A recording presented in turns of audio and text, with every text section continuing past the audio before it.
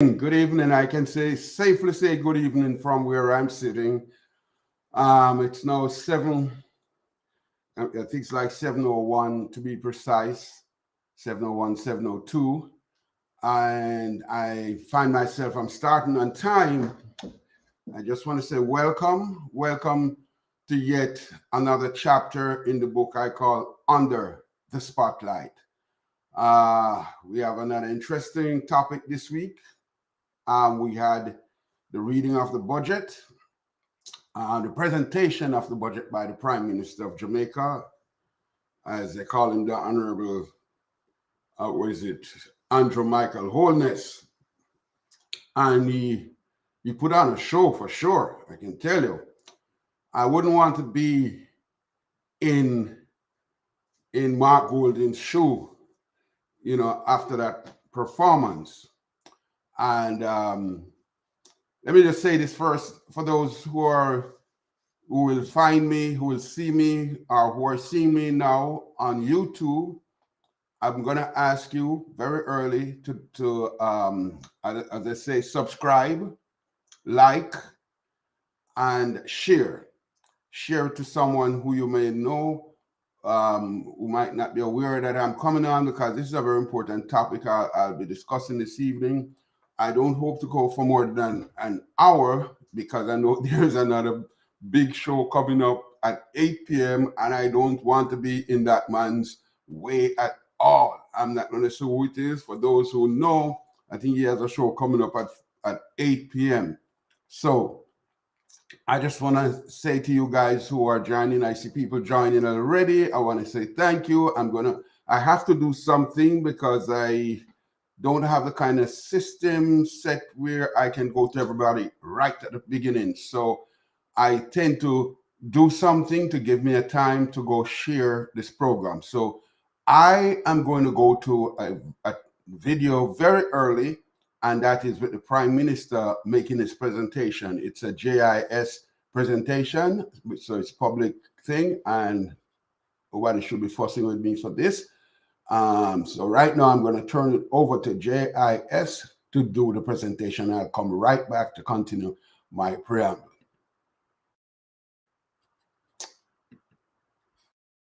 Has increased the national minimum wage by 44%, reflecting the largest jump in over 20 years. Effective June 1 this year, the current figure of $9,000 will move to $13,000 per 40-hour work week. Prime Minister Andrew Wholemess made the announcement during his contribution to the 2023-2024 budget debate yesterday. Mr. Wholemess points out that since assuming office in 2016, the minimum wage has moved from $6,200 to $13,000, representing a 110% increase over the 7-year period. This, he says, reflects his administration's full commitment to providing minimum wage earners with a livable income. We recognize that the contribution of minimum wage earners, such as household workers, artisans, laborers, store clerks, and security personnel, is vital to the success of our manufacturers, hotel professionals, lawyers, doctors, and teachers in meeting our national productivity and service targets. As it relates to industrial security guards, Prime Minister Wholemess says the minimum wage will increase from $10,500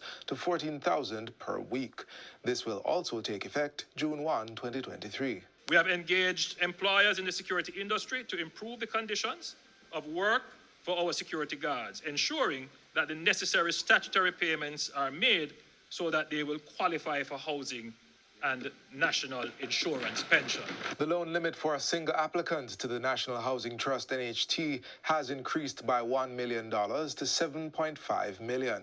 The 15% increase will take effect July 1. Prime Minister Andrew Wholemess made the announcement during his contribution to the 2023-2024 budget debate in the House of Representatives yesterday. He adds that where a single contributor is buying a house for $12 million or less, that person can access up to $8.5 million for mortgage financing. What this does is to target the incentive to more affordable price housing solutions.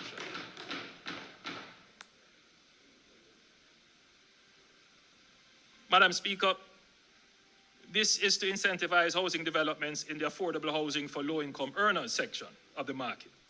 This will also create more effective demand for housing solutions at the targeted price point.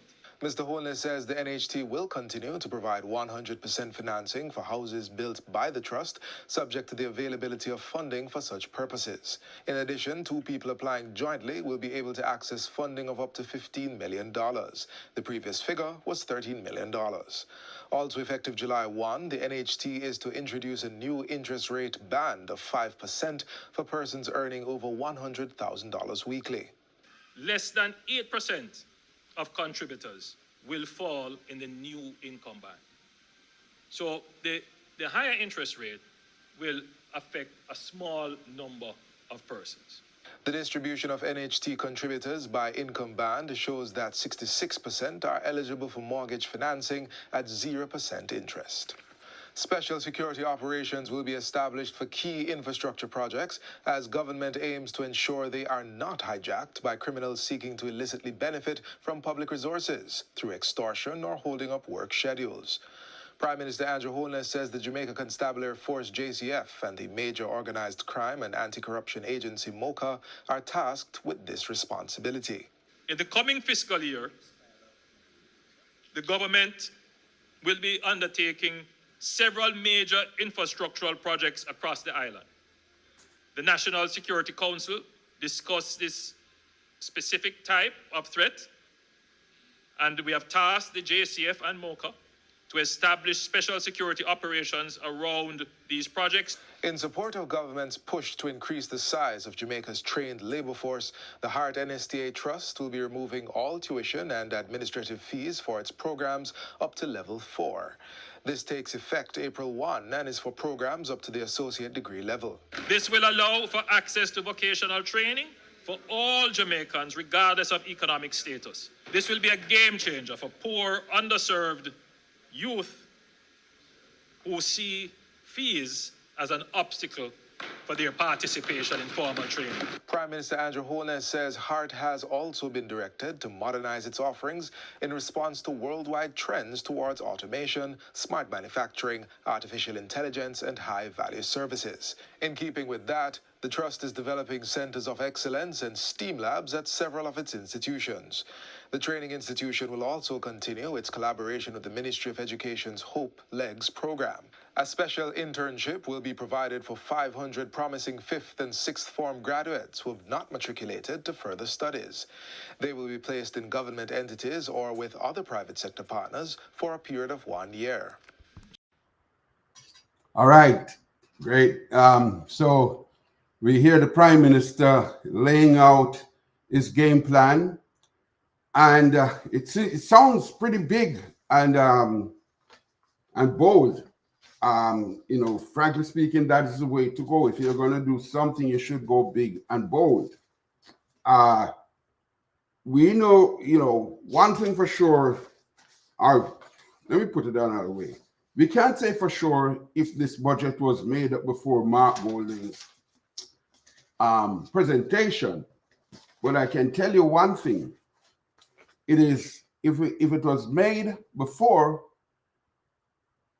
then Wholeness would have preempted him long before he went and tackled the Finance Minister Clark on his presentation, which is what the Prime Minister has come in to kind of expound and expand ideas. And these are some really big ideas. Frankly speaking, a lot of the things that he has gone through, they are not new. Are they? And when I play the other clips, a lot of the things that he will go through, they are not new. They're pretty much things being rehashed, brought back, things that were just sitting on a shelf somewhere. As I listened to it on Prime Minister Wholeness's presentation, it reminds me of somebody who broke into a house, and in trying to find what gold and money and things, they just start scattering things all over the floor. But there are some important documents that they missed. To them, it would be of no use. So that it's scattered on the floor. But I see with Wholeness finding himself in trouble with the Jamaican people, because nobody can deny this, he's in trouble with the Jamaican people. he has pretty much spent his political capital with the Jamaican people. I heard Cliff Hughes one day was expressing concern. You know, he's a big supporter, and he was expressing concern that Wholeness was like a drunken soldier, maybe just spending his political. He never really used the term drunken soldiers. You know, forgive me if I put you in that light, but that is it. That's how it came over to me, or that's the way I see it. He was spending his political capital like a drunken sailor, and with the Jamaican people, because there's something they call political capital. When you have the support of the public, the way Wholeness had it with the Jamaican people, you can make some changes, you can make some moves, you can do things without worrying, because you know you have, if it's a 5-year term, you know you have at least 1 year to do this thing, hit people hard, they will grumble for a while, but you have 4 years more to go, and you can correct things, you can, you know, or when the thing trips in, it will make them feel better. But Wholeness was going about this thing, just spending his capital, spending and just going out to bulldoze down people's homes. He was there changing the traffic law, upsetting the equilibrium of the society. Everybody was grumbling. The taximen were grumbling. Then you had teachers grumbling. You had the police grumbling.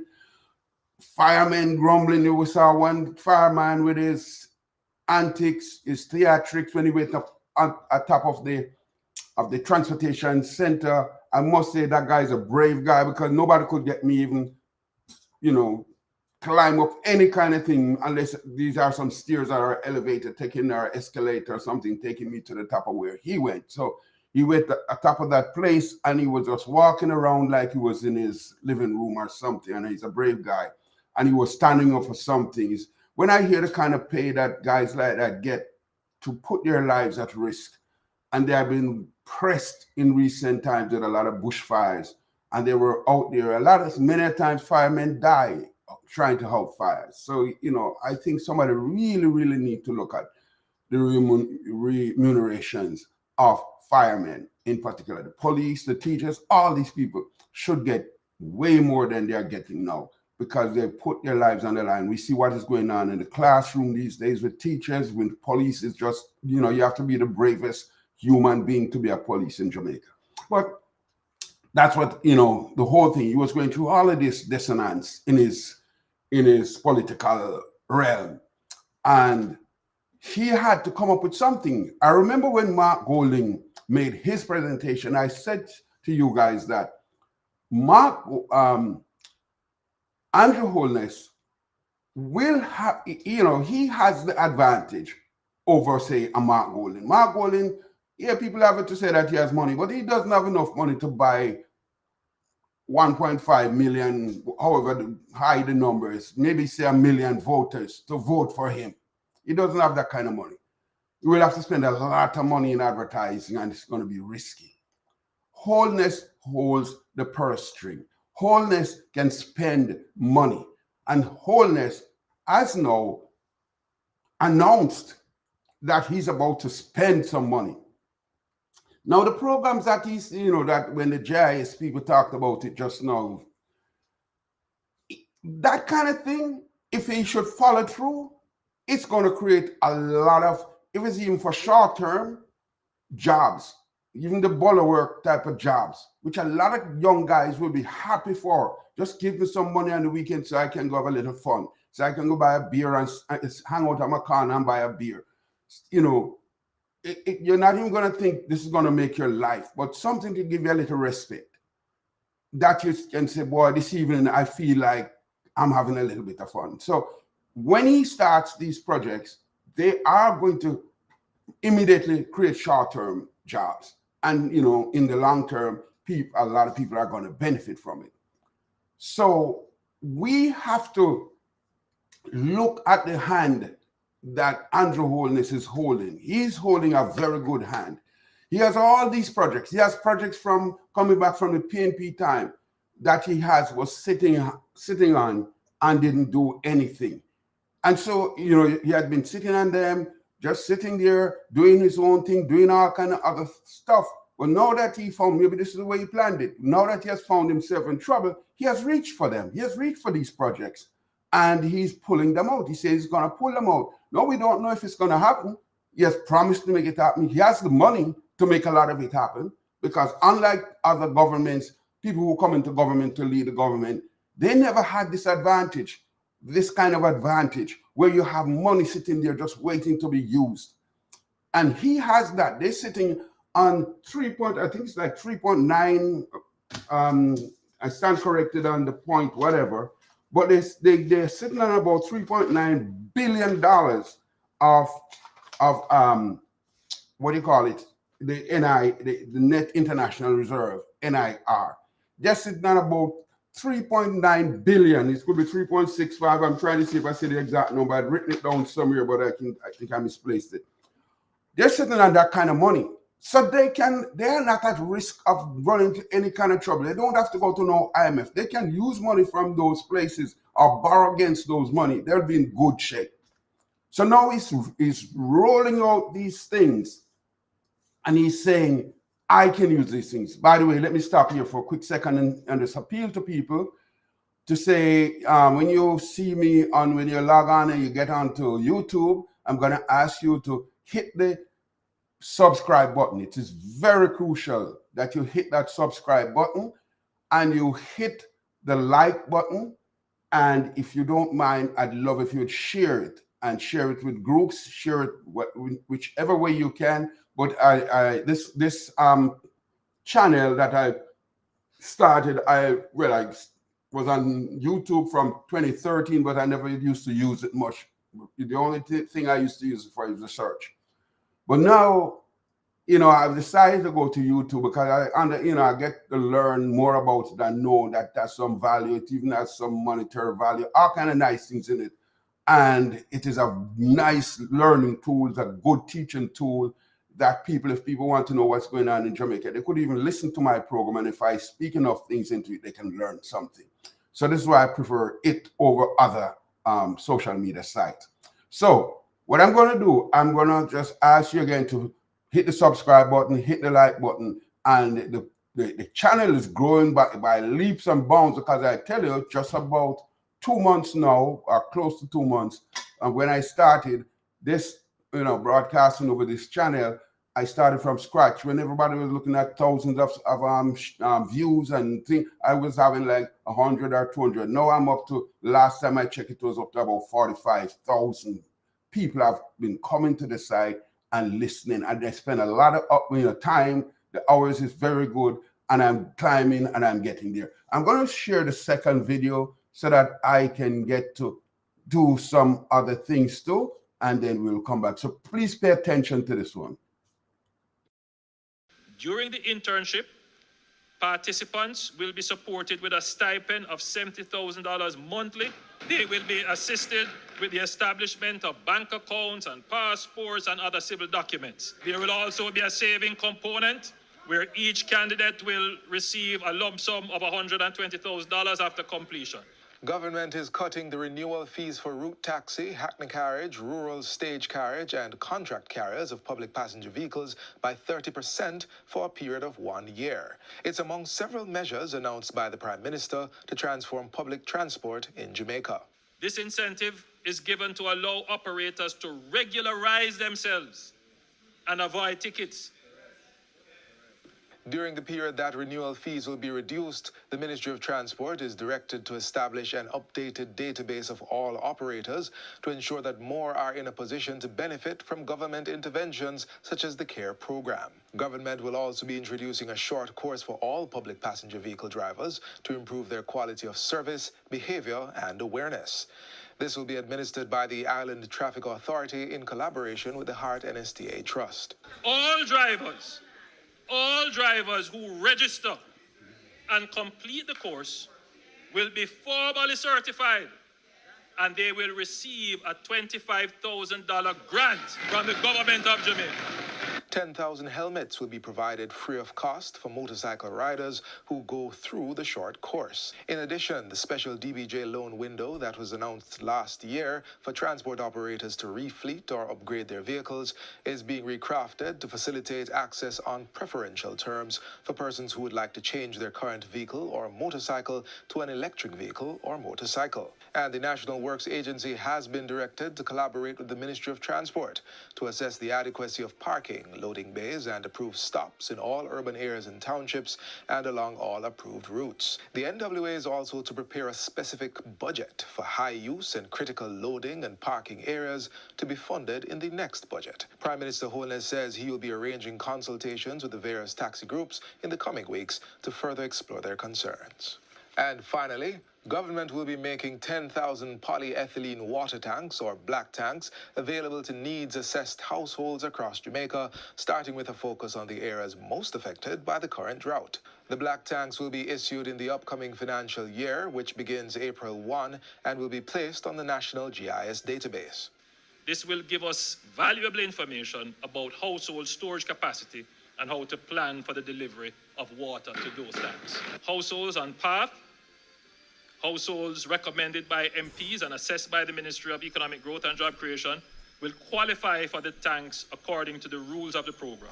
A parallel project will assist households to convert these tanks, where possible, into rainwater harvesting systems connected to their roofs. The Hart NSTA Trust will be tasked with developing a national service corps of trainee plumbers and future water engineers to install these tanks and convert them into rainwater harvesting systems. This will be a 5-year program with the objective that every water vulnerable household must have storage and rainwater capabilities to withstand drought and water service disruption.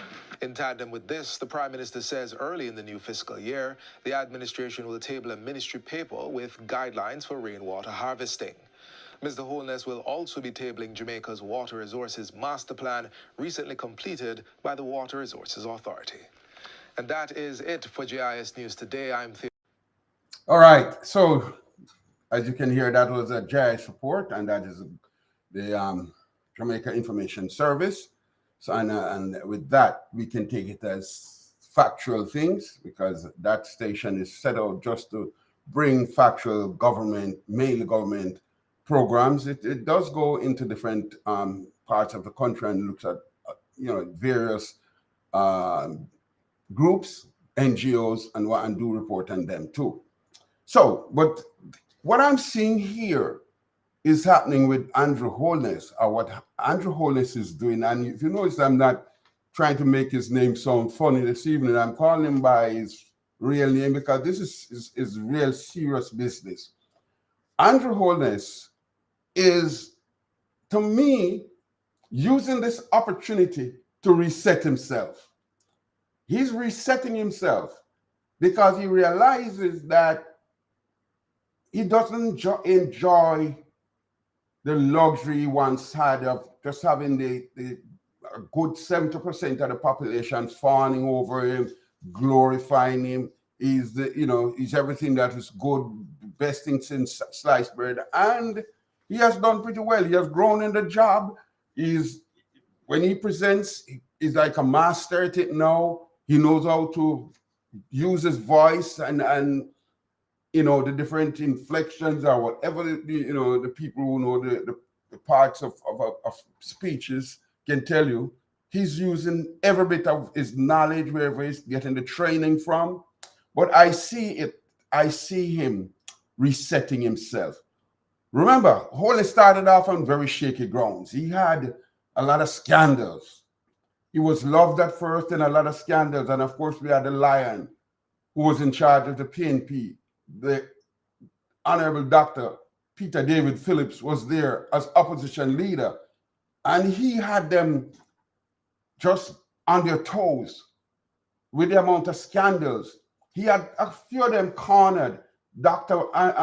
What's his name, Andrew Wheatley. He was almost, when he was in charge of Petrojam. You remember the scandals that came out of Petrojam with some people who got jobs who not even qualified for it. With this girl named Ramrock or Ramrad, whatever she named.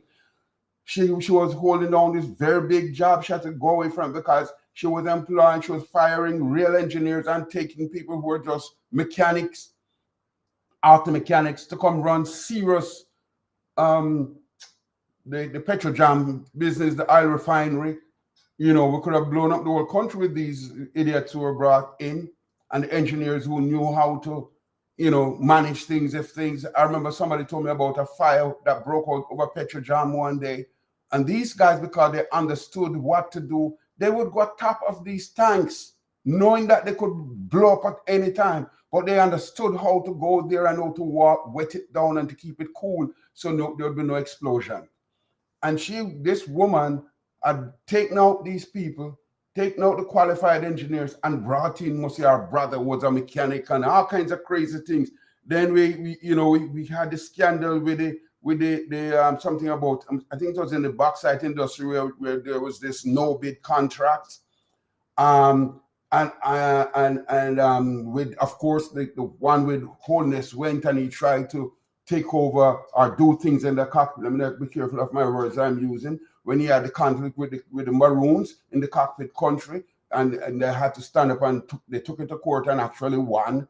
The stealing, we had the case of the stealing of funds in the education ministry, especially the one with the Maritime Institute or the Maritime College with Royal Reed, where the chairman of an entity, I think he was the chairman, he might have been the same, who was it? It was Petrojam. There was this chairman, he never lived in Jamaica, he lived overseas, but he was being paid good, handsome money. Then we had this one with the motor vehicles where 200 million were paid. We haven't heard anything about this because we don't have already somebody, an opposition leader who is even willing to challenge anything. And so all of these people who did all of this, I want to say these miscreants who have literally gotten away with murder, with stealing, with thieving, because we don't have an opposition leader who's willing to stand up and fight. Let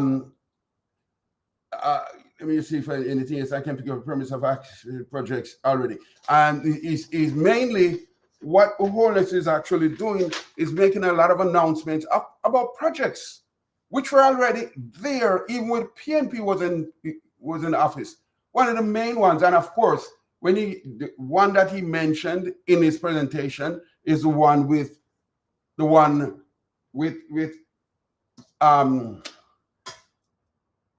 logistics hub. He actually acknowledged that, and to say the PNP actually played that through this gentleman who's in Western St. Andrew, Hilton, right? And he was leading that charge when the PNP was in power. People used to ridicule Hilton for this thing because they never believed it. I remember Cliff used to ridicule it because they never believed it. But I was a person who was into this logistics hub thing, understand the logistics hubs. We have is it 3 or 4 hubs already in existence. One is Dubai, one is Holland, and one is Singapore. There might be a 4th one out there. We would have become the 4th one. Jamaica is supposed to be the 4th one. The only reason why Jamaica is getting away right now by not losing that logistics hub deal is because there's nobody else.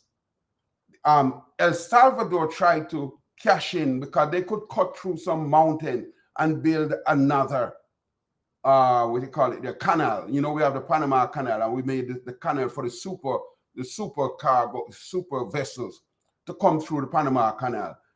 But guess what? Jamaica is like the gateway to North America. Coming from North America, going to North America. Jamaica is like a gateway. We sit right in the middle of the path. So as they come out of the canal, they're coming straight into Jamaica.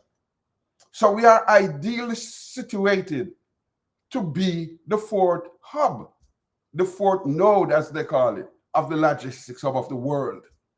We would be making, if that program didn't get slowed down, and if that gone through, there was a man who actually came to Jamaica with money to put it together. The Israelis came to Jamaica to put it together. But everybody was very, nervous One of the big loss we suffered is a man named Pinnock, who was running the Maritime College. He's one of the key people in the understanding of the logistics hub business. But he got himself mixed up with what's his name? We should be Reed. He got mixed up with Reed and got himself sucked down into that vortex. But he was a key man, a very key man in Jamaica for that thing, that Pinnock. And it was such a sad thing when I saw how that thing played out. So Wholeness came and he saw that thing, but they never understood it.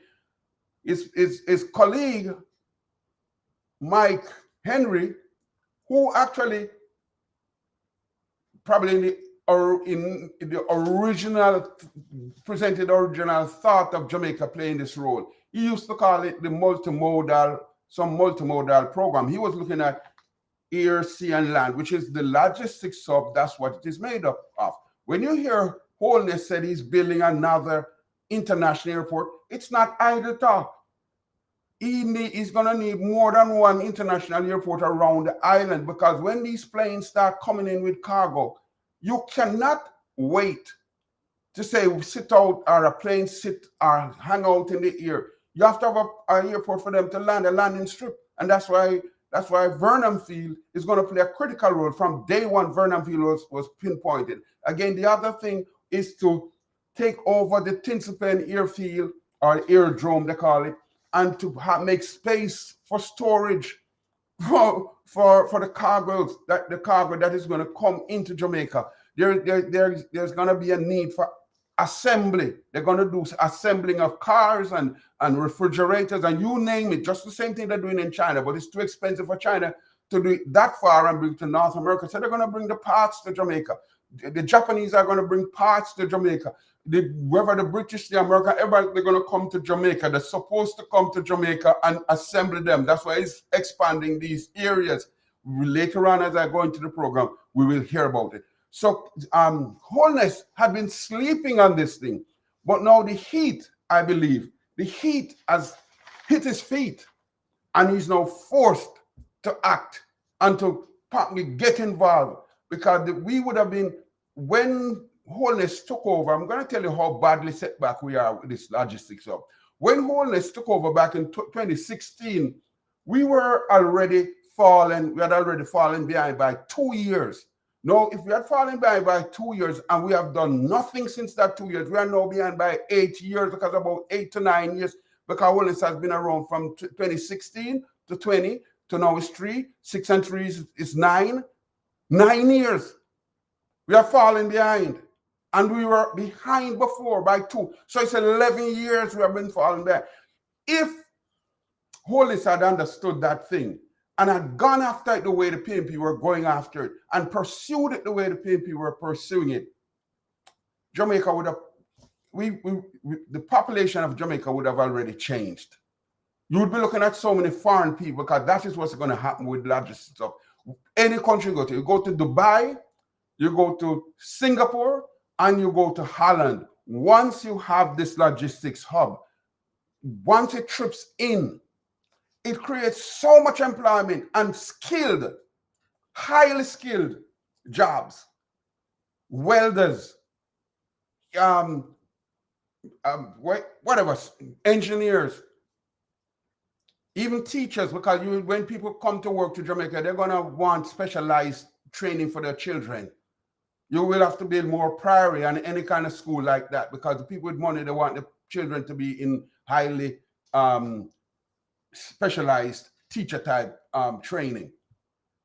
So the potential is there. And I don't know who got into Andrew Wholeness's head of late, but he has suddenly woken up and he's now touting the logistics up. All right. So that is one of the big things of what he's talking about. It's not so much that he's originating anything like that. These are things that were there. And when I said the way he's going about it makes you feel like somebody who had broken into a place, into somebody's home or an office. Things were strewn all over the floor. And then one day, long after the robbery, you go back, somebody went back and then look. I said, oh, look at this paper. You remember this? This is so valuable. It's worth so much, so much. Suddenly it's gone back into the room to look around, and he's now realizing, oh my God, these things are things. Somebody said to him, hey, where is the largest scope? It could be the World Bank, it could be the IMF, it could be IDB. Somebody said, ask him, where are these things? The thing about the waterfront, the parks and the waterfront, they're talking about all those parks. These are things that should have been put in place already. Because if we're going to build this society, we're talking about, we were supposed to be getting to what they call it, trying to get to a first world status by 2030. Now we are 2023. You know how many years we have left to reach there? 7. And some of these projects like the waterfront in downtown Kingston, that is a 3-year project. And usually if they say 3 years, you know it's going to take more than 3 years. So we are running so far behind now with this thing. And that's why it's sounding so good. But I'm so sorry, Mark. As your people call, some people call, let me not do this. You know, we're going to go to a word them called chaka chaka. And when I heard that, I almost fell off my chair when Wholeness used that. I know why Wholeness used that term. He's playing slick. He knows what he's doing. Because he knows that's what they call Mark bowling. Because the way he carries himself, the way he ports himself. You know, Wholeness wasn't playing with Mark Golding. I can tell that he was not playing with Mark Golding. So, all right, let me go because I want to get some more of these clips. Let me see which one is this. This one, all right, good enough. It's one about Chaka Chaka. So I'm going to play this Chaka Chaka one. Those who would try, again, we're going through this process of social transformation. It's a difficult challenge, a really difficult challenge, but we're going through the process. And because, Madam Speaker, we have to take these tough decisions. Nobody wants to take down anybody's house. Nobody wants to do that. But, Madam Speaker, when we want to build an orderly and fair society, you know, Madam Speaker, there really should not be any equivocation about an orderly society. Because one statement from the leader of the opposition stuck with me, and I thought about it last night. I replayed it in my head. The leader of the opposition, the essence of his presentation on this subject is that we will give people land, and if people are on the land, you should just let them stay there, even if they have occupied the land illegally. But then just a few sentences down from that statement, he says, but the people don't have any infrastructure. They don't have any water. The problem, the disconnect in the ideology, in the philosophy, that if you truly cared about the people, you wouldn't say, go and take up the land. The first thing you will say is, let us orderly work out how we're going to divide that land, put in the infrastructure, and then give you access to the land so that you can get a title.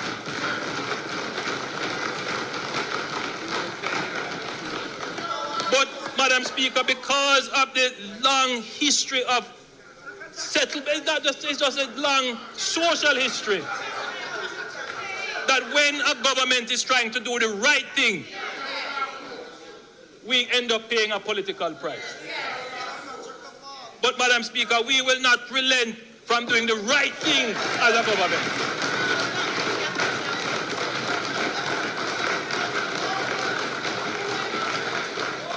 Madam Speaker, we are not going to leave Jamaica in a chaka-chaka state.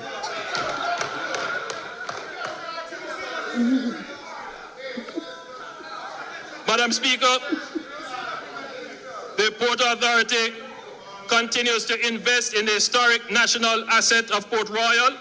Construction work on the Port Royal Museum building is advancing and is slated for completion by the end of May 2023.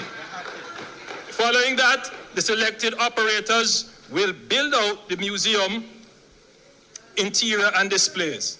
It is anticipated that the facility will be operational by December 2023. Madam Speaker, The House will recall that in 2022, I had given directions to the PAJ to develop the East Harbour as a cruise port and to develop the land surrounding West and East Portland in terms East and West Harbours, Titchfield Hill, Navy Island, Boundbrook, and the Folly Lands, utilizing a PPP framework to construct appropriate hotels, resorts, residences, shopping, galleries, and restaurants.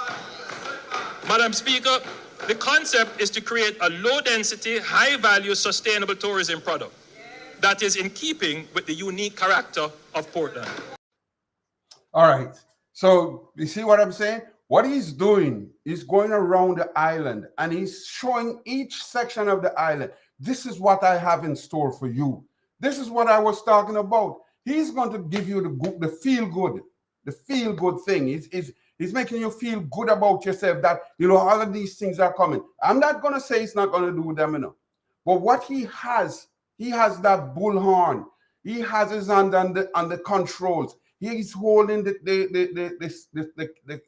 bag of cash. He's in control of the money. He can spend and he can tell you he's going to do these things because most of them are already on the drawing board. He can pull out any of them and start the project anytime. He has that power to do it, and he's just using it. He's just as I said, he's resetting this whole thing. Because before this today thing here, we saw where Wholeness was dropping like somebody throw a block in a body of water in the sea, and it just goes straight to the bottom. That's how he was dropping. We saw it with the balls, where he fell.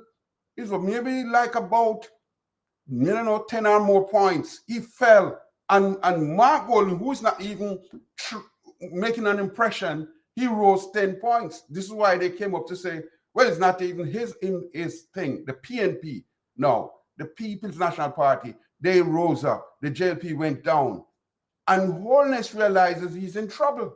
So now he's pulling out all of the stops to bring out these things, to bring them back to the surface. And it will not take him anything because you have people standing by with money because Jamaica now, the books are in order, the books look good, investors will come to Jamaica. So he's not going to have much problems with anybody who wants to come and invest in Jamaica right now. Because that's what investors are looking for. They're looking for stability.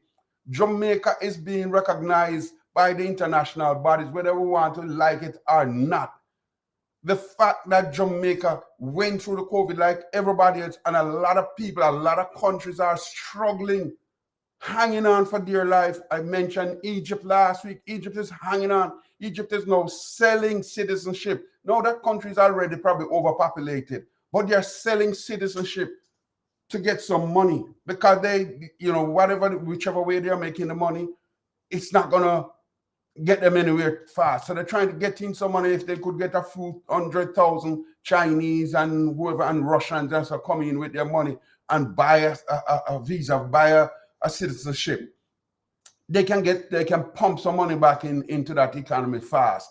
And hopefully when people come with their money, they can build new industries, create new jobs. That's what they're working on in Egypt. So we, Jamaica, we're lucky. And every time, and when it comes up, I don't know if Dr. Phillips hear me when I'm always calling up his name like this and if he appreciates it or not. I don't. If he doesn't like it, I wouldn't want to hear. But I'm telling you, he is the one who set it. He set Jamaica on this path. And I heard it out of Andrew Wallace's own mouth. Not Andrew Wallace. I'm the one, Clark, Nigel's own mouth, when he said, at this path that Jamaica has been put on, he's not going to touch that. He's not going to do anything to disrupt it because he has been handed a gift that was left by Dr. Peter Phillips.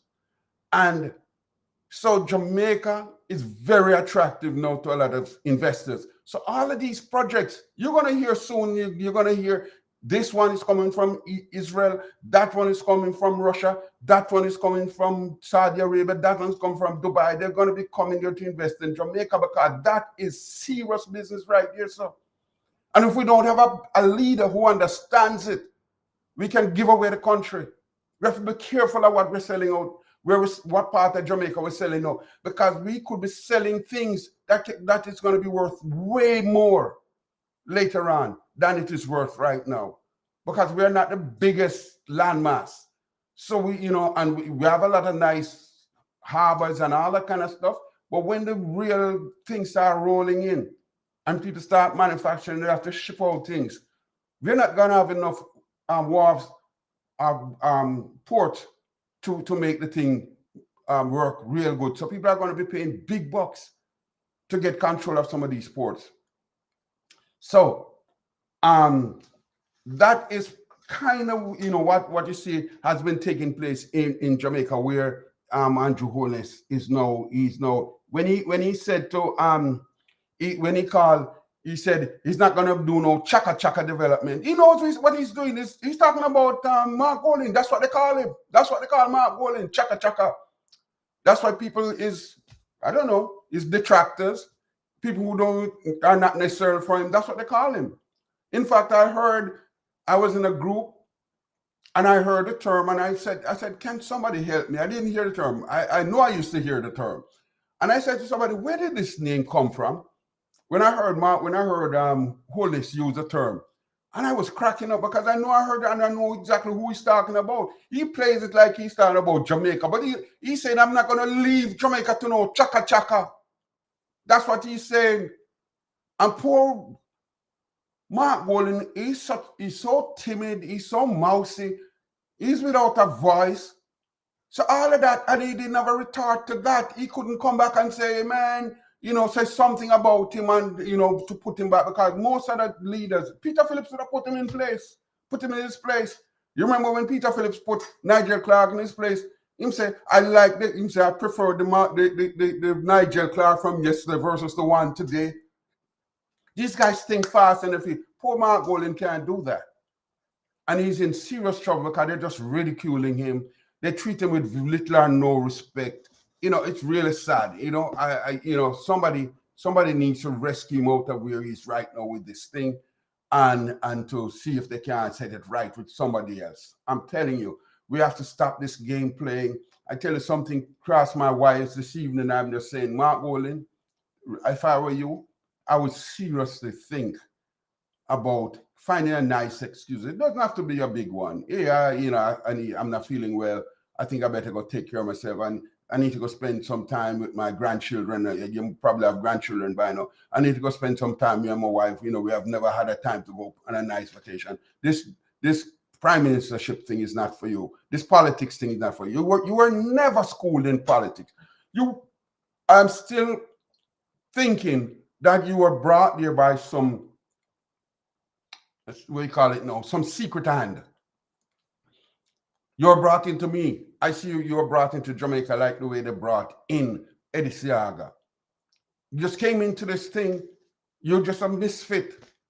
And you don't have the pedigree, political pedigree. Whatever the reason was, it is said that is one who them call the black man time guy who had the country for nearly 20 years and left the country in rudderless.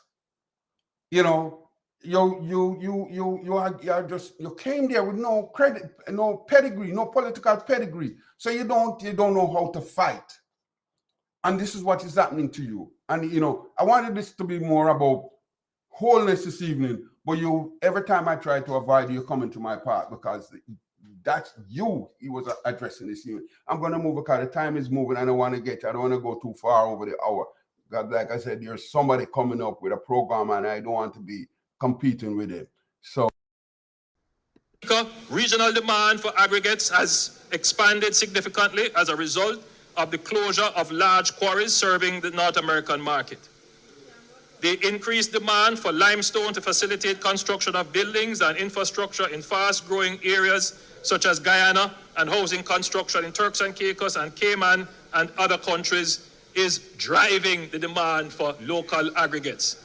Jamaica has the opportunity to satisfy some of this demand, and various local businesses have been seeking to identify potential locations from which aggregates can be mined and exported to respective countries. Logistics, however, is a critical element of the consideration to ensure success by reducing the cost of transport and mitigating the impact to road infrastructure.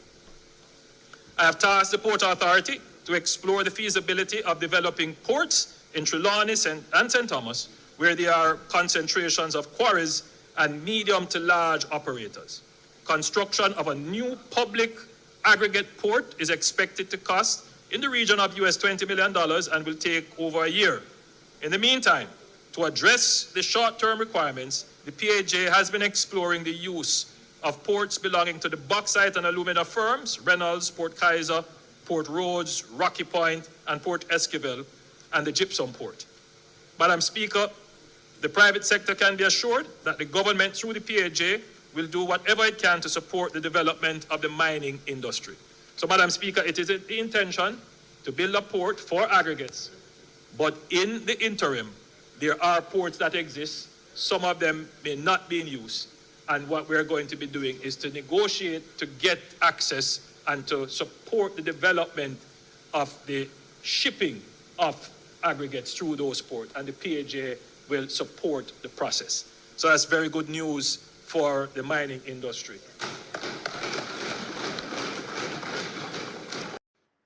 All right, but let me just do this, acknowledge some of the people who are participating by making comments.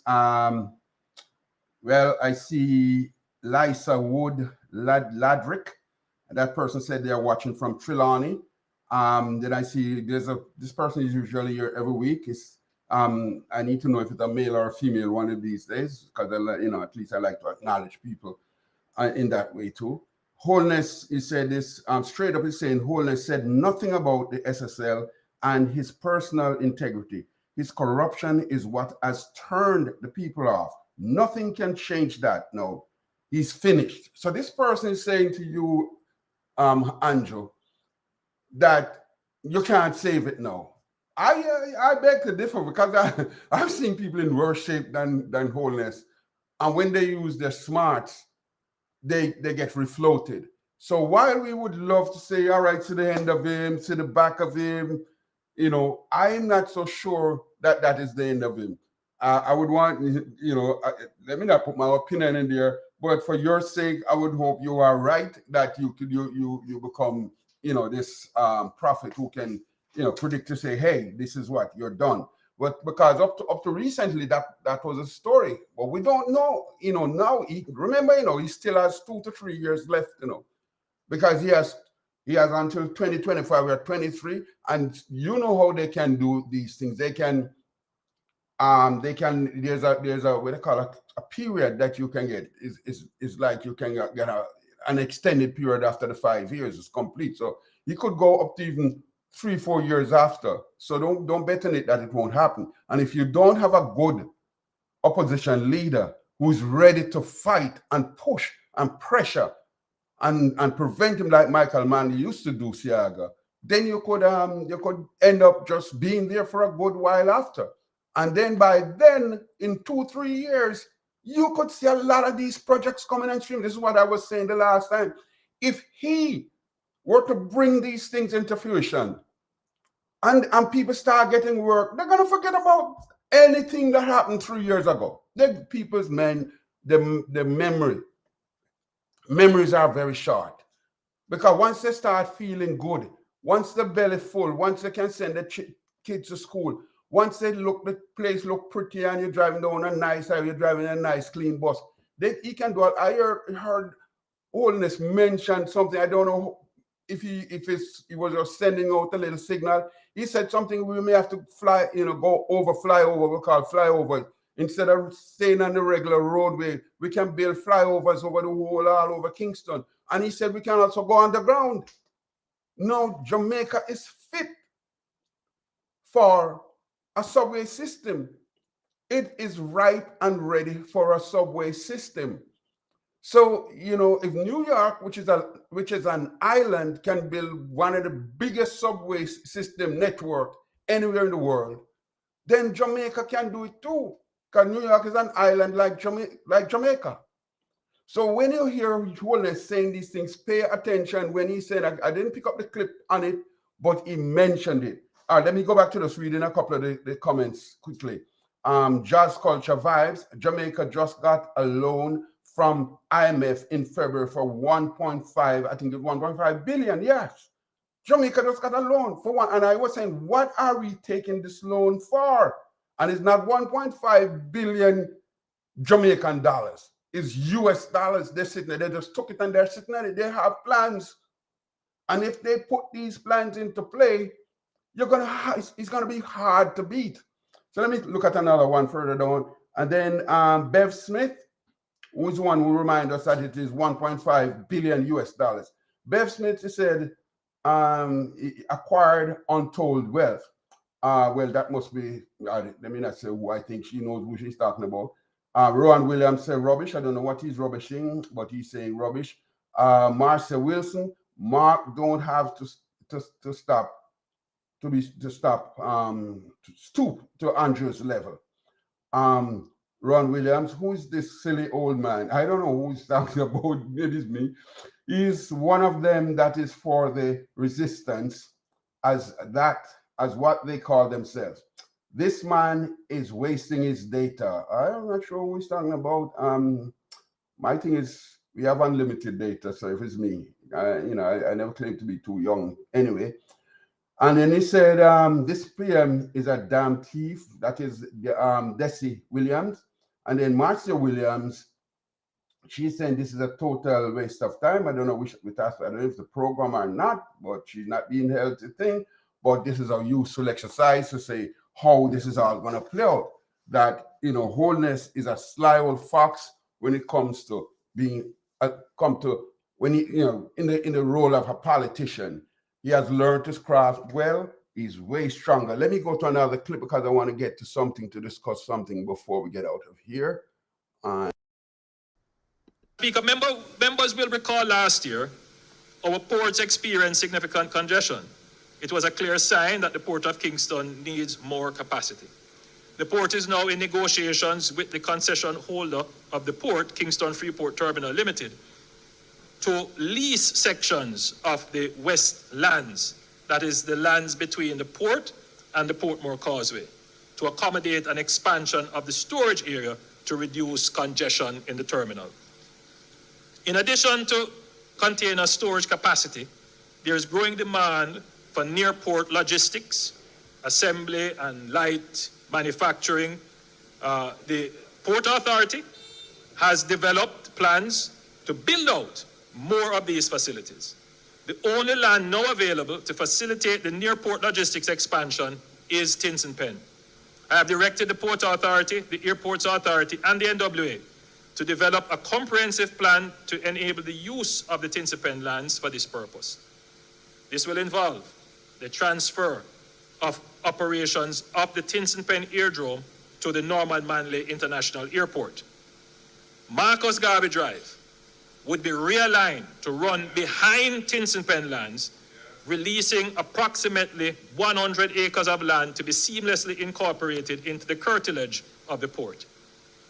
Madam Speaker, these two developments, along with the ongoing work on the Caymanas Special Economic Zone, will set the stage for a doubling of the capacity of the Port of Kingston and fulfill the shared vision of Jamaica becoming a logistics hub.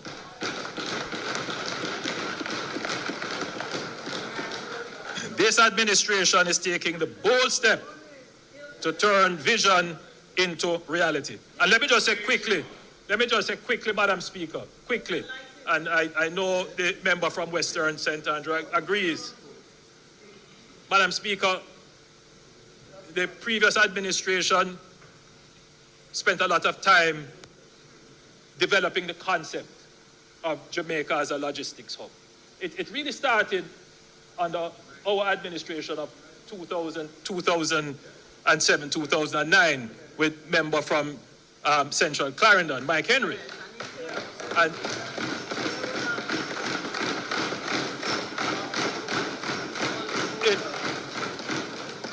but the term was multimodal.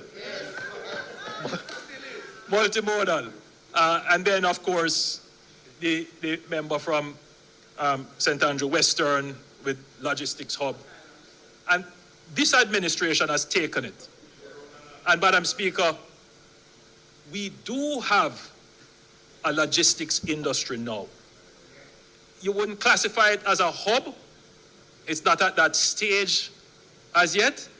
But look at what is happening, Madam Speaker. The port that we gave a concession to has now reached its capacity, and we need to expand it. So, Madam Speaker, the Jamaica of today is far different from the Jamaica of 10 years ago. We have this new industry, which we are nursing and supporting, and it will require us to make some very serious decisions about our infrastructure, including moving a section of the Marcus Garvey Drive road. So, Madam Speaker, those plans have to be carefully done, consultations, but we are starting the process because we are supporting the logistics industry, which we need to grow, which is part of our growth strategy, which I believe both administrations are in consensus that this needs to happen. All right, good. So, I spoke about that aspect of it before. So I really don't need to go much over on that one because I was talking about this logistics of where it was actually started under the PNP, under Portia Simpson Miller, and it might have even come from back with PJ Patterson. And so it was on, but the problem with the PNP, they are a bit slow in doing things, and it caught up on them. Time ran out on them. They couldn't make that bounce back. This is why Wholeness is doing all these things. He's using this time right here now. Despite whether we like it or not, I'm not here this evening. I'm not even calling him Conju Wholeness like Wholemess as I like to do. This evening I'm calling him his full name because this is serious stuff going on here now. I'm not playing. That this man, he's not about to leave. I mean, I don't, if he were to lose an election, I don't think he's the kind of guy who would say, I'm not leaving like a Donald Trump. I think he would do the right thing. But he knows that he has one chance of correcting that mess that he created by not listening to people. And as I come to this next segment, it's all about, I'm going to come to something that we're talking about, listening. He's not listening to when people are speaking to him. He's just going around like he's deaf. And then, but right now, he's doing everything. The logistics hub is key. If he gets the logistics hub going, you cannot beat him because people are going to so much employment. He has 3 years to do it. You have guys who will put this thing in train within that 3 years, and thousands of people will be employed. And you'll see people coming in from overseas. This is why you hear that cry that had been happening for a while, that Jamaica is getting to a place where they are going to experience not enough people to work. They're going to run short of workers. It's not about what is going on now in Jamaica. It's what is to come with this logistics of thing. Because all of these young guys they see on the sidewalk, rubbing out, as we like to say, rubbing out their hand with us, enough work will come. And you see that thing you mentioned about the hard training and all the different high tech kind of training that they're going to bring into play. That's why they're doing it. When this thing logistics hub get going, it's going to require highly skilled workers. And we have the kids in Jamaica, we have the young people in Jamaica who can do the work they can learn, they have the brain power to learn. Some of the kids they have already started to train. Some of them took the training already and they don't know what to do with it. But it's going to come a time when they're going to be called on, and they're going to be the ones at the front of the line to get these jobs. And that is what the logistics of. This is no gameplay. This is real stuff. It happened in Singapore. It happened in Antwerp, Holland. It happened in Dubai. Dubai was just a little desert, but the logistics of put them into a world-class country. Jamaica stands that potential for becoming the next logistics, next node, the next hub, the next node in this hub of logistics centers. And because we are positioned ideally in this Caribbean channel going up into North America. I'm going to now go because already I'm 5 minutes past the hour, and I'm at this very late stage. I'm going to call on you, whoever is still hanging out with me. A good number of people are still hanging with me. I'm going to ask you to hit that subscribe button, hit the like button, share this thing, because you have helped me to come a far distance down. And I want to show appreciation in whichever way when I have opportunities to bring a program, I'm going to bring it because I show appreciation from all the people who have given me support. So right now I'm gonna do this one because this is crucial. I have a document that I'm going to read, and to back up this, what I'm going to say next. I won't be able to read all of it, but it is a crucial document, and I want us to listen to this next clip.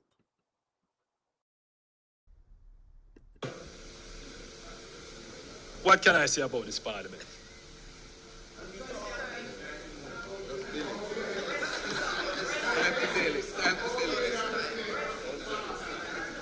We just go and build it. Let's just build the parliament. Madam Speaker, the UDC will manage the construction of the new Houses of Parliament building at the National Heroes Park. The bids to commence the construction are currently being evaluated. It is our intention to break ground in the first quarter of the coming financial year and start construction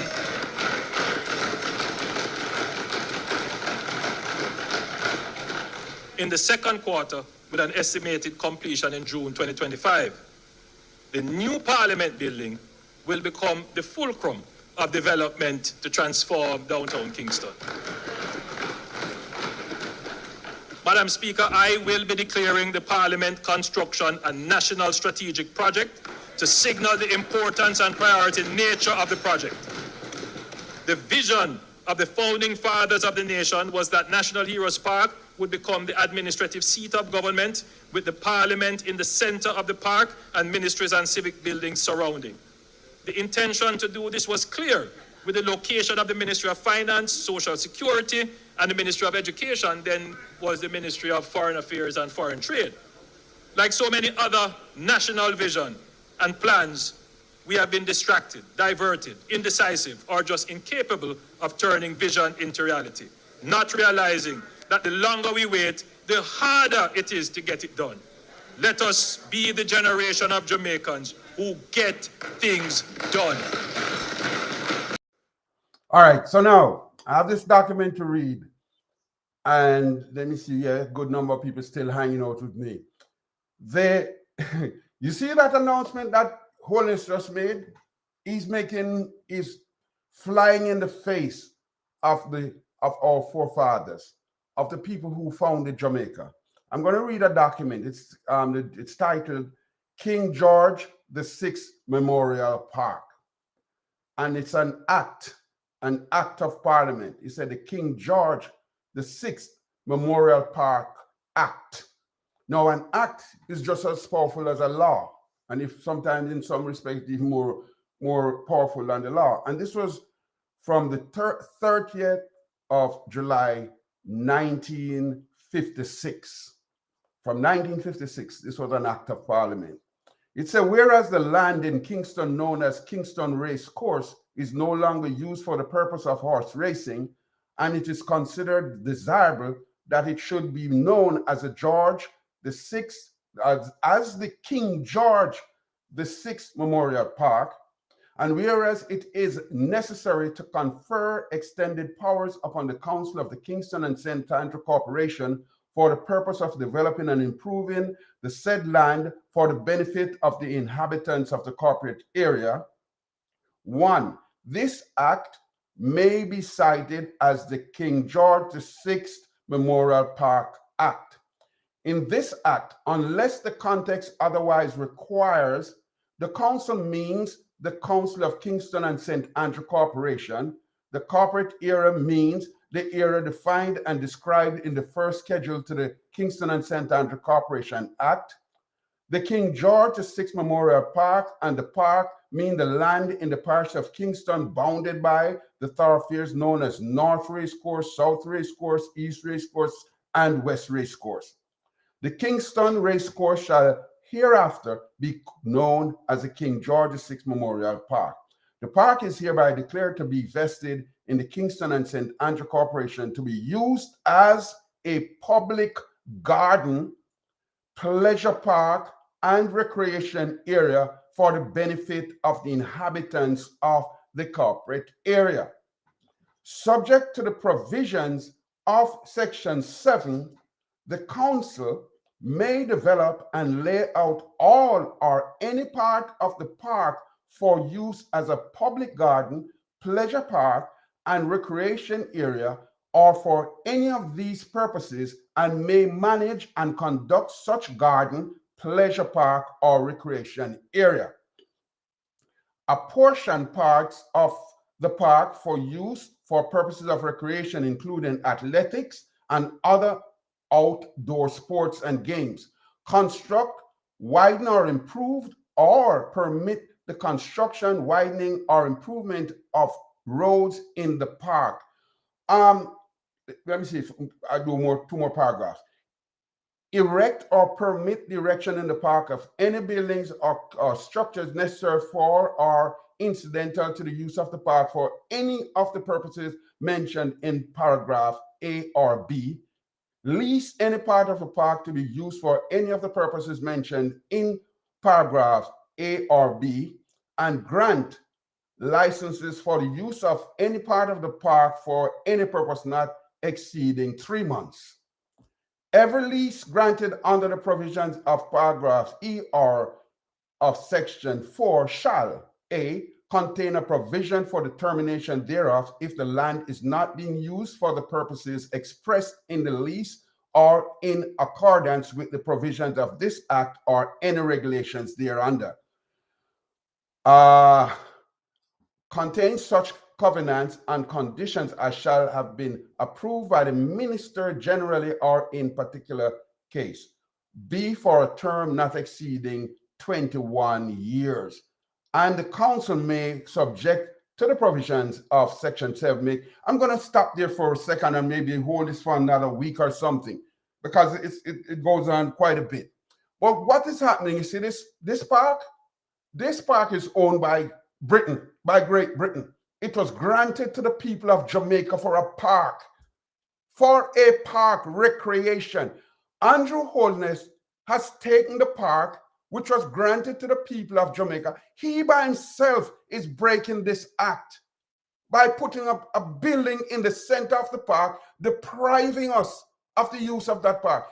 That park, which was eventually named Heroes Park, where all of our heroes were being put in there. So when we are ready and we want to go in there and reflect, we could go there and just sit and reminisce.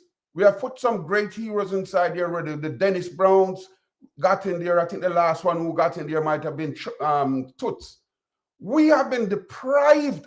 A critical area of Kingston has been taken from us to put up a parliament building so men can go in there and blow out here.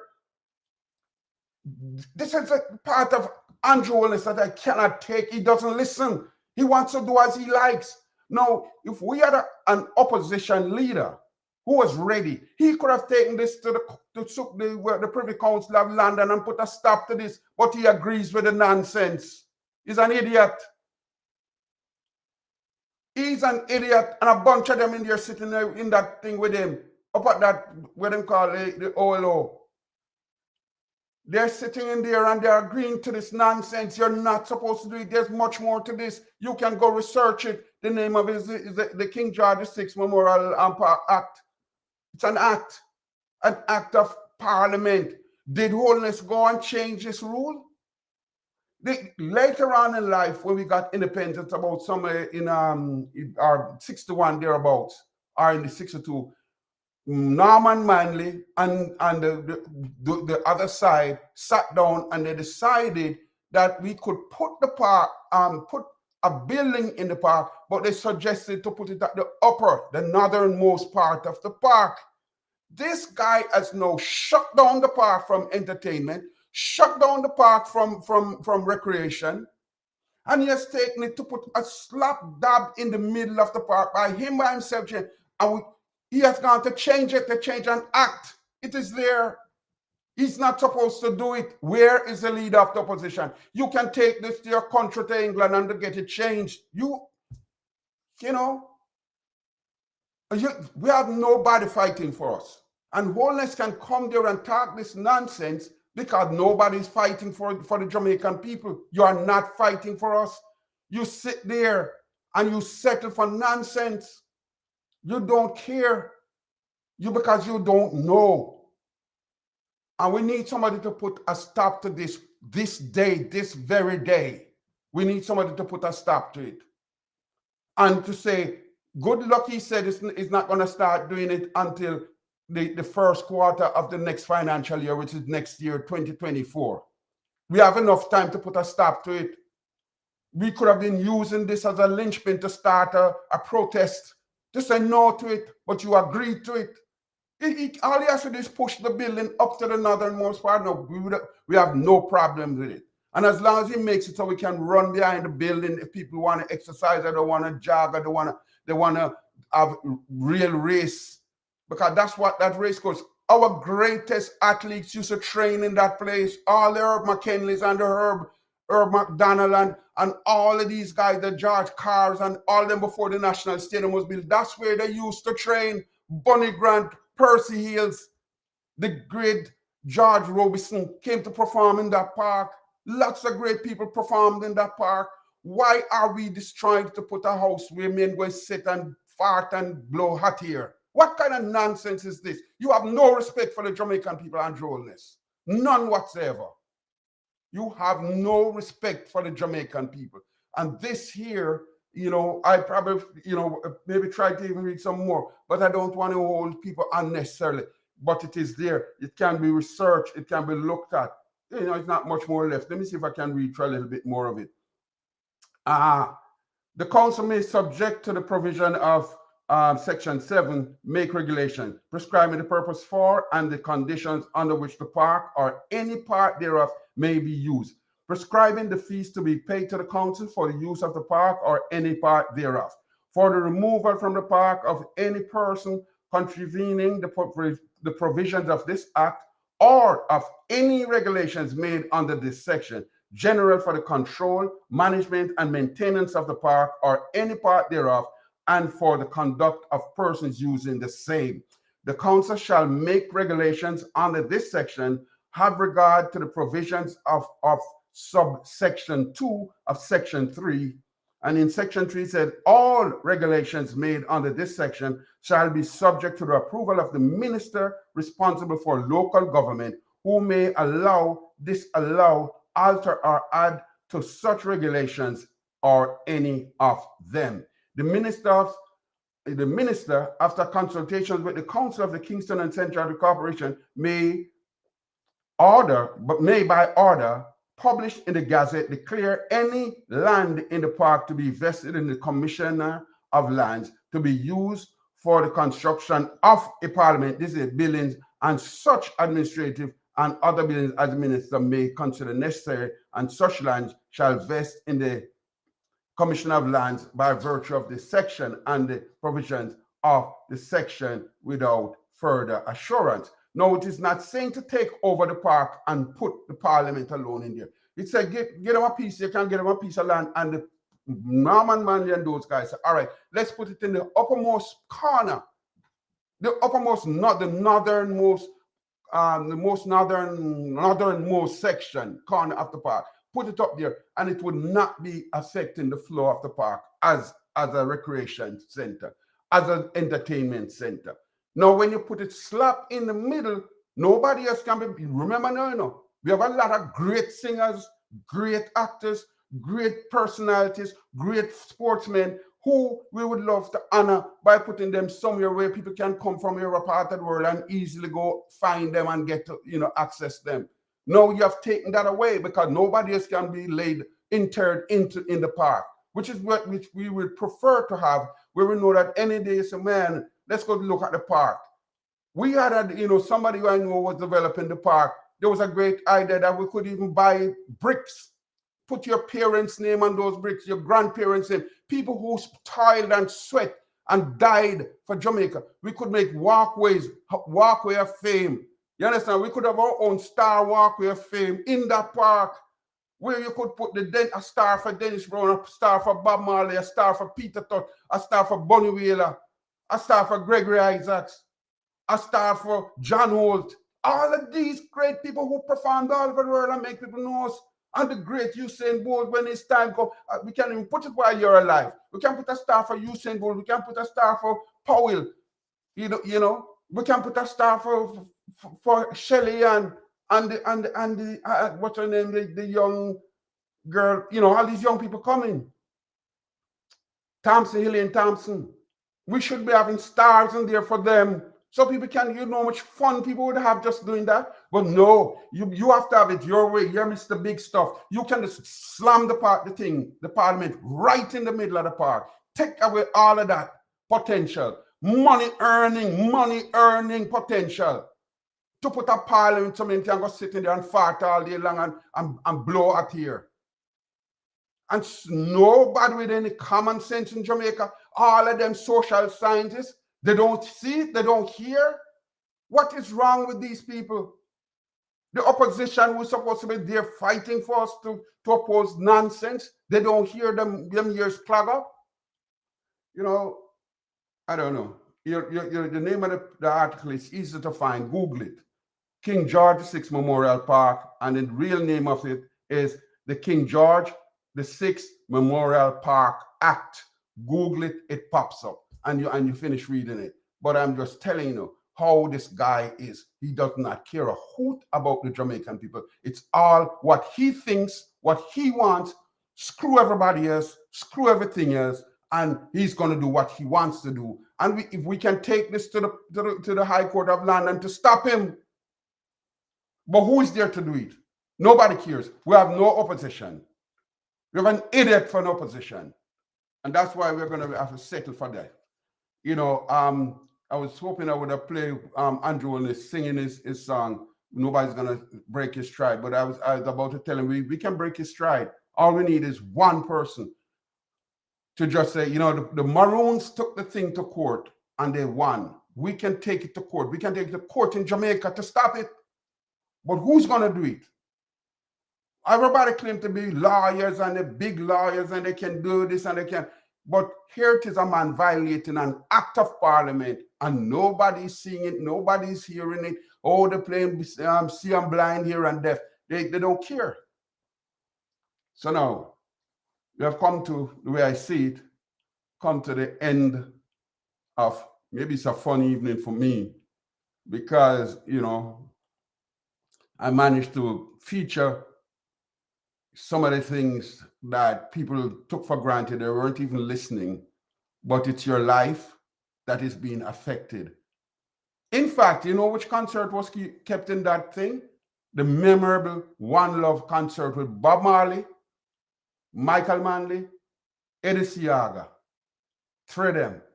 Bob Marley, Michael Manley, Eddie Seaga. When the blood was running in the streets of Kingston and all over the country, but mainly Kingston, when old women, desperate old women, destitute old women who were living in the Eventide home were burned to death, 60 out of them. A One Love concert was kept right there because it is within striking distance to the Eventide home. Bob Marley, after he was shot, people were sent to kill him. And for the grace of God, the Almighty, the Allah Jah, whoever was there on his side that they're protecting him, he survived. Unlike Sir Peter Tosh, who perished. Because somebody sent somebody to kill Peter Tosh also. Because you have people all over the world who don't want to see people like a Bob Marley or a Peter Tosh. So I'm just saying, somebody ought to wake up this evening. Whether the name of the man Patterson from the UIC party, if you want to make your name, sir, take this one to court. Take it to the Supreme Court of Jamaica. You can win this one. He's not supposed to do it. That's what you went out there and you played a little role and you stood out there in COVID time. It was not a wise thing. But this here one is one you can win. And you can make a name for yourself. Man named Patterson, the one in charge of UIC. I'm calling you this evening because we have a useless opposition in the riser. I'm not going to say the PNP because I heard some people crying to say it's not the PNP, it's the riser people who have taken over the PNP party and running the PNP party. They're not fighting for the Jamaican people. They're fighting to get control of Jamaica so they can go do whatever they want to do with whatever we have, with the resources. So I'm saying this evening, Somebody should be listening. Somebody need to go to Andrew and say, you are about to get yourself in trouble. If you go and put that park in the middle, you are in violation. All right, everybody, thank you for joining. Thank you for hanging out with me. I see a good number of people still sticking around with me. I appreciate you. I look forward to seeing you next week when I bring another program where I try to inform. I hope you learned something from this. I hope you feel empowered by this because you're right. Let me just do a quick thing here and call out and read a couple more of these things. I need people to spend time to make a comment, so I should acknowledge them. So let me see what else we can do here. Millicent Spence, she said, he might throw out, let me pull this up. Oh, you know what? I can't even see it. Yeah, this. He might throw out, he might throw out the old grocery and kitchen sink with it. Smart thinkers know it's something. It's an election stunt. She also said that go build parliament when schools and hospital is needed. That's right, Emos, and it's billions of dollars it's gonna cost. I know somebody who can do things with the existing parliament, we have there. I know somebody who has a plan, a drawn plan, what they can do with the existing parliament. They can expand it without spending not even a tenth of the money they're going to spend on that. But no, he wants to be the man who left that big piece of garbage in the middle of the park. Yeah, and somebody can get a pop off from it. Let me read maybe another couple more. Orville Reeves. Lisa, how you love them platform, just so, sis. You know why you leave the lady alone, man. Michael Mason. That was Orville Reeves. Leave her alone. Michael Mason. Man, stop chat for him. I tell him for chat for him. Well, if you think this is foolish, then you have no brain because you're not seeing. You have no common sense. You have nothing to make you have understanding of what I'm saying. So to you, it's all like nonsense. But it's all right. You're still welcome. Your comment is still welcome. You spend time with me, and I appreciate it. And we look forward to that you join us next week also, all right? I have no problem. It's a democratic process, and people have the right to object or protest, and that's what's important. That's what I'm telling people. They have to get up and protest when they see injustice or when they see something that they think is not kosher. All right, everybody, it's just up on the 90 minutes. I appreciate you. Have a blessed week. See you next week. You were spending your time with yours truly, Stafford Perkins, and the name of this program is Under the Spotlight. Thank you. Have a great evening.